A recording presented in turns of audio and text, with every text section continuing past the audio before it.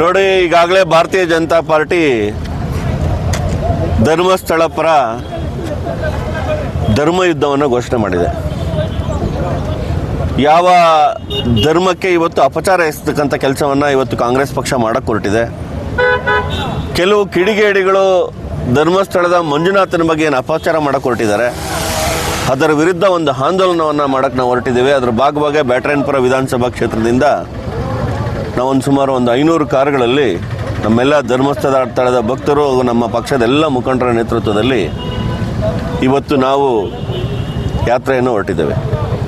ನಮಗೆಲ್ಲ ಗೊತ್ತಿದೆ, ಇವತ್ತು ರಾಜ್ಯ ಸರ್ಕಾರ ಯಾವ ಎಡಪಂಥೀಯರ ಮಾತನ್ನು ಕೇಳ್ತಿದೆ, ಯಾವ ಧರ್ಮದ್ರೋಹಿಗಳ ಮಾತನ್ನು ಕೇಳ್ತಾ ಇದೆ, ಯಾವುದೇ ರೀತಿಯಾದಂಥ ಸರಿಯಾದಂಥ ತನಿಖೆಯನ್ನು ಮಾಡದೆ ಇವತ್ತು SITಯನ್ನು ಘೋಷಣೆ ಮಾಡಿ ಒಂದು ಪವಿತ್ರ ಕ್ಷೇತ್ರವಾದಂಥ ಎಲ್ಲರೂ ಕೂಡ ಭಾವನಾತ್ಮಕವಾಗಿ ಸಂಬಂಧವನ್ನು ಹೊಂದಿರತಕ್ಕಂಥ ಧರ್ಮಸ್ಥಳದ ಬಗ್ಗೆ ಅಪಚಾರ ಮಾಡೋಕ್ಕೆ ಹೊರಟಿದ್ದಾರೆ. ಇವತ್ತು ನಮಗೆಲ್ಲ ಗೊತ್ತಿದೆ, ನಾವು ಯಾವತ್ತಾದರೂ ಮನೆಗಳಲ್ಲಿ ಆಗ್ಬೋದು, ಹೊರಗಡೆ ಆಗ್ಬೋದು, ಯಾವುದಾದ್ರೂ ಒಂದು ಕಾರ್ಯ ಮಾಡಬೇಕಾದ್ರೆ ನಂಬಿಕೆ ಅಂತಂದರೆ ಧರ್ಮಸ್ಥಳದ ಮಂಜುನಾಥ. ಆಣೆ ಮಾಡೋದು ಯಾರ ಮೇಲೆ ಅಂದರೆ ಧರ್ಮಸ್ಥಳದ ಮಂಜುನಾಥನ ಮೇಲೆ.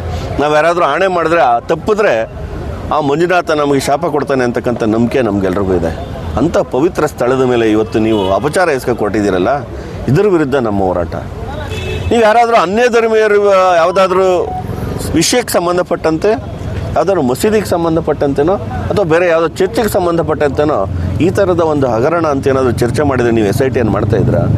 ನೀವು SIT ಮಾಡಿ ನಮ್ಮದು ವಿರೋಧ ಇಲ್ಲ, CID ಕೊಡಿ ವಿರೋಧ ಇಲ್ಲ, CBI ಕೊಡಿ ವಿರೋಧ ಇಲ್ಲ, ಅದು ಯಾವುದೇ ಕೇಂದ್ರದ ತನಿಖಾ ಸಂಸ್ಥೆಗಳಿಗೆ ಬೇಕಾದರೂ ಕೂಡ ವಿರೋಧ ಇಲ್ಲ. ಯಾರೇ ತಪ್ಪು ಮಾಡಿದರೂ ಕೂಡ ಅದು ಸೌಜನ್ಯ ಘಟನೆಯಲ್ಲಿ ಯಾರಾದರೂ ತಪ್ಪು ಮಾಡಿದರೆ ಅಥವಾ ಬೇರೆ ಬೇರೆ ಘಟನೆಗಳಾಗಿದ್ದರೆ ಯಾರ ಮೇಲೆ ಬೇಕಾದರೂ ಕ್ರಮ ತಗೊಳ್ಳಿ.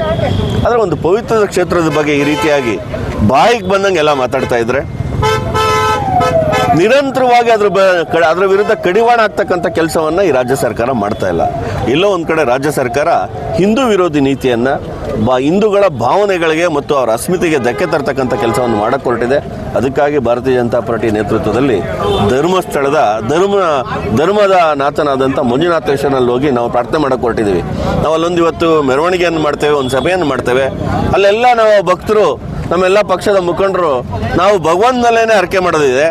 ಸ್ವಾಮಿ, ದಯವಿಟ್ಟು ಯಾರು ಇದರಲ್ಲಿ ತಪ್ಪಿತಸ್ಥರಿದ್ದಾರೆ ಅವ್ರ ಮೇಲೆ ಕ್ರಮ ಆಗಲಿ, ಯಾರು ತಪ್ಪು ಮಾಡಿದರೆ ಅವ್ರಿಗೆ ಶಿಕ್ಷೆ ಕೊಡಿ.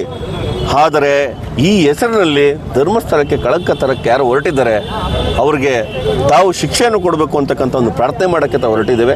ಜೊತೆಗೆ ನಾನು ರಾಜ್ಯ ಸರ್ಕಾರವನ್ನು ಆಗ್ರಹ ಮಾಡ್ತೇನೆ, ನಿಮಗೇನಾದರೂ ಕಳಕಳಿ ಇದ್ದರೆ, ನಿಮಗೇನಾದರೂ ಹಿಂದೂಗಳ ಬಗ್ಗೆ ವಿಶ್ವಾಸ ಇದ್ದರೆ, ಅಥವಾ ಹಿಂದೂ ಧರ್ಮದ ಬಗ್ಗೆ ವಿಶ್ವಾಸ ಇದ್ದರೆ, ಅಥವಾ ನೀವು ಯಾವುದೋ ಧರ್ಮವನ್ನು ಓಲೈಕೆ ಮಾಡಬೇಕು ಅಂತ ಹೊರಟಿದ್ದೀರೋ, ಅಥವಾ ಯಾರೋ ಹೇಳಿದ್ದ ಮಾತಿಗೆ ಧರ್ಮಸ್ಥಳಕ್ಕೆ ಅಪಖ್ಯಾತಿ ತರಕ್ಕೆ ಹೊರಟಿದ್ದೀರೋ, ಇದು ದಯಮಾಡಿ ಒಳ್ಳೆ ಕೆಲಸ ಅಲ್ಲ.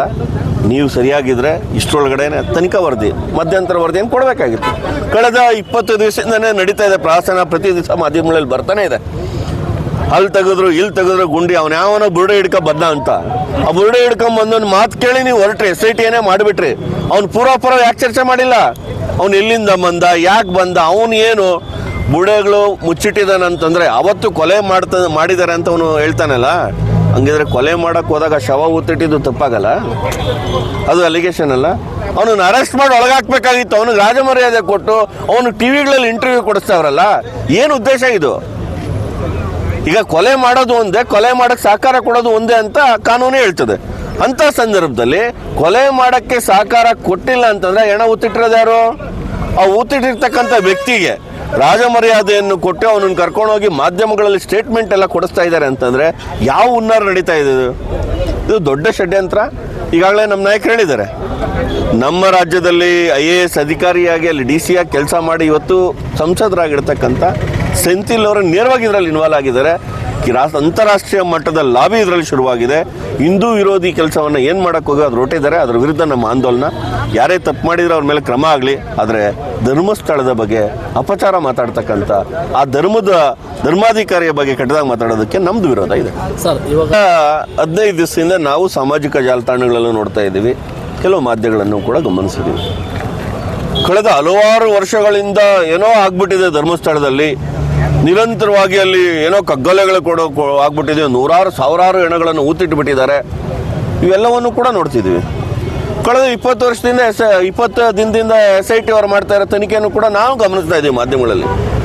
ಇವತ್ತು ಇಲ್ಲಿವರೆಗೂ ಕೂಡ ಯಾವುದಾದ್ರೂ ಒಂದು ಇವ್ರಿಗೇನಾದರೂ ಸರಿಯಾದ ತಲೆಬುರುಡೆ ಸಿಕ್ಕಿದ್ರೆ ಸುಮ್ಮನೆ ಇರ್ತಕ್ಕಂಥ ವ್ಯವಸ್ಥೆ ಇಲ್ಲ.